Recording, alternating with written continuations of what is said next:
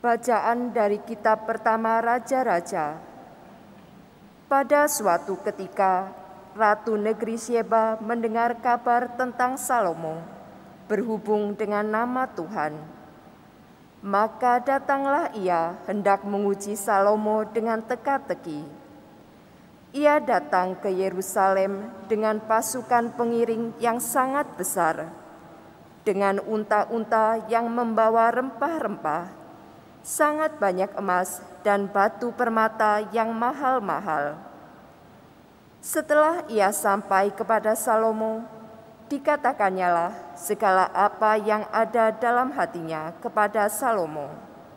Dan Salomo menjawab segala pertanyaan ratu itu. Bagi raja tidak ada yang tersembunyi, yang tidak dapat dijawabnya untuk ratu itu.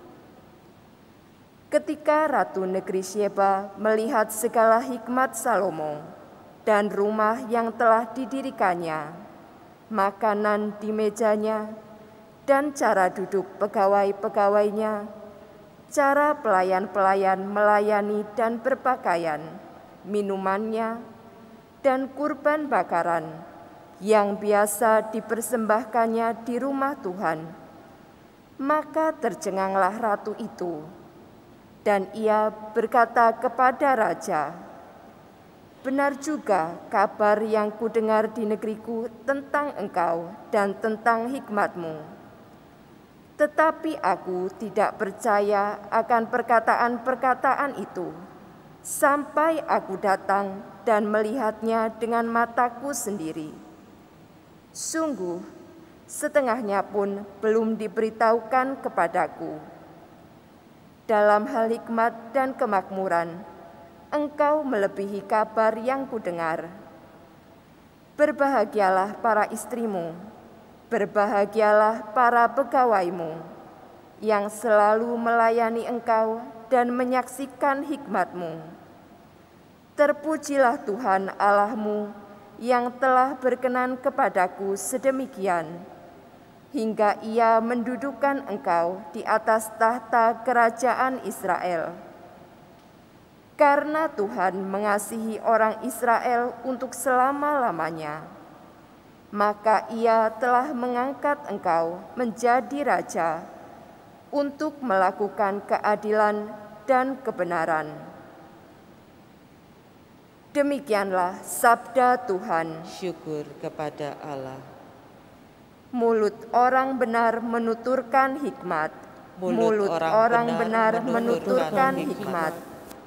Serahkanlah hidupmu kepada Tuhan dan percayalah padanya, maka ia akan bertindak. Ia akan memunculkan kebenaranmu seperti terang dan menampilkan hakmu seperti siang. Mulut orang benar menuturkan hikmat. Mulut orang benar menuturkan kebijaksanaan, dan lidahnya mengatakan kebenaran. Taurat Allah ada di dalam hatinya, langkah-langkahnya tidaklah goyah. Mulut orang benar menuturkan hikmat. Orang-orang benar akan diselamatkan oleh Tuhan. Dialah tempat perlindungan mereka pada waktu kesesakan. Tuhan menolong dan meluputkan mereka dari tangan orang-orang fasik.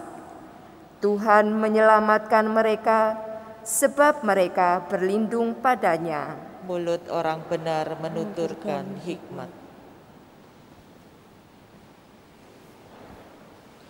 Haleluya, haleluya,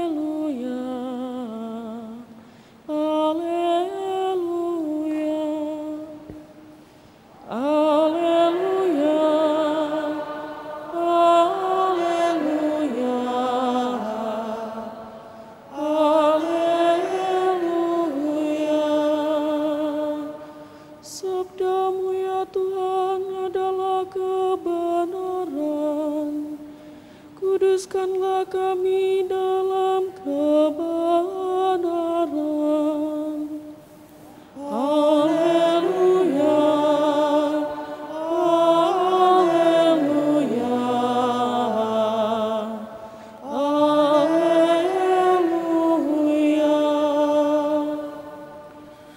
Tuhan bersamamu. dan bersama rohmu. Inilah Injil Yesus Kristus menurut Santo Markus. Dimuliakanlah Tuhan. Pada suatu hari, Yesus memanggil orang banyak dan berkata kepada mereka, "Dengarkanlah aku dan camkanlah ini. Apapun dari luar yang masuk ke dalam seseorang tidak dapat menajiskan dia, tetapi apa yang keluar dari seseorang itulah yang menajiskannya. Barang siapa bertelinga untuk mendengar, hendaklah ia mendengar."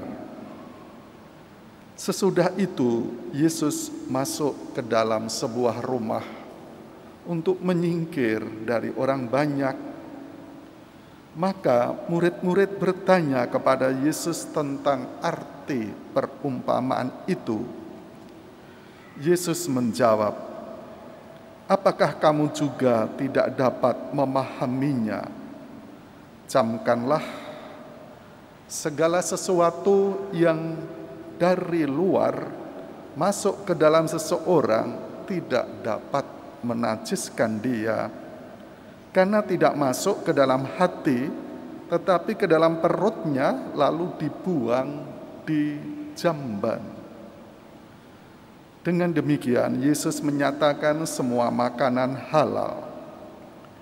Yesus berkata lagi, "Apa yang keluar dari seorang, itulah yang menajiskannya. Sebab dari dalam hati orang timbul segala pikiran jahat, perzinahan, keserakahan, kejahatan, kelicikan, hawa nafsu, iri hati, hujat, kesombongan, kebebalan. Semua hal-hal jahat ini timbul dari dalam dan menajiskan orang." Demikianlah sabda Allah. Terpujilah Kristus. Saudara-saudariku, Injil mengajak kita untuk hidup dengan cara lebih dalam. Kita sering mendengar kata najis dan biasanya berkenaan dengan makanan. Makanan itu najis karena kotor, membuat orang tidak suci, lalu perlu ditulisi halal atau najis, itu haram. Tuhan mengajak kita supaya hidup lebih dalam, bahwa yang membuat kotor, yang membuat orang najis lalu berdosa, yang keluar dari hati. Hati termasuk pikiran. Tadi disebut pikiran jahat, perzinahan, kesombongan, kebebalan, dan sebagainya. Itu kalau kita marah, kita mengatakan apa yang ada di kebun binatang, anjing, monyet, apa saja, itu yang membuat kotor orang itu najis. Bukan aku makan dagingnya, tetapi kata-kataku yang mengatakan sesamaku, mulutku yang mengatakan anjing. Nah, itu yang membuat najis saya. Bukan dagingnya, saya makan dagingnya kemudian saya najis. Maka kita perlu hidup lebih dalam, mendengarkan yang kita sebut seringkali lupa dalam hidup ini, suara hati. Suara hati, banyak orang mengatakan di situ suara Allah. Kalau mau apa-apa, kita dengarkan suara hati dulu. Mau bicara apalagi memutuskan sesuatu yang penting untuk sesamaku, untuk bawahanku. Misalnya memecat orang, dengarkan suara hatiku. Misalnya aku dikuasai rasa marah, sebelum ngomong dengarkan suara hatiku. Sehingga hidup kita lebih dalam, tidak hanya ceplas-ceplos. Mendengar ini langsung. Itu yang kemudian hidup kita ya membuat kita tidak dikuasai oleh Allah, oleh roh Allah, tetapi oleh roh-roh yang roh najis, perzinahan, keserakan, kejahatan. Karena mereka itu seperti pedang yang berseliweran di dalam sekitar kita. Tadi roh zina, keserakahan, kejahatan. Tetapi kalau itu masuk dalam pikiranku dan perlu kita endapkan. Kalau kita endapkan, air kotor kan jadi jernih. Perlu waktu menimbang-nimbang. Biar yang keluar dari suara hati, suara Allah. Yang itu membuat kudus, membuat suci. Suci diriku dan suci sesamaku. Karena kata-kataku mesti indah. Karena keluar dari suara hati.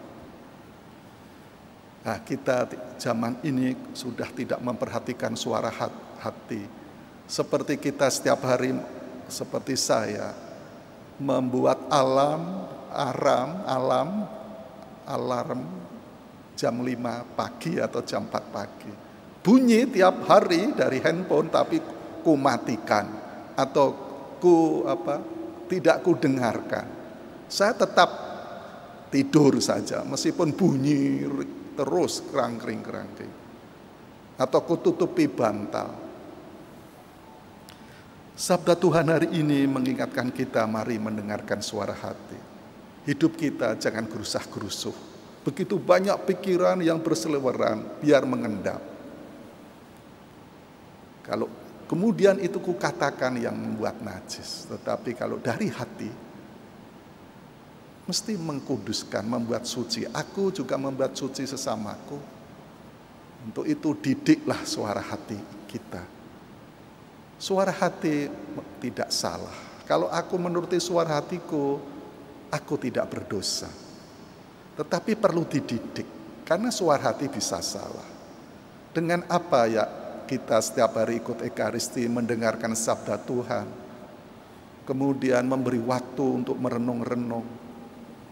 Dengan demikian kita senantiasa sekolah yang menjadi guruku ya Tuhan sendiri, karena Dia mendidik suara hatiku.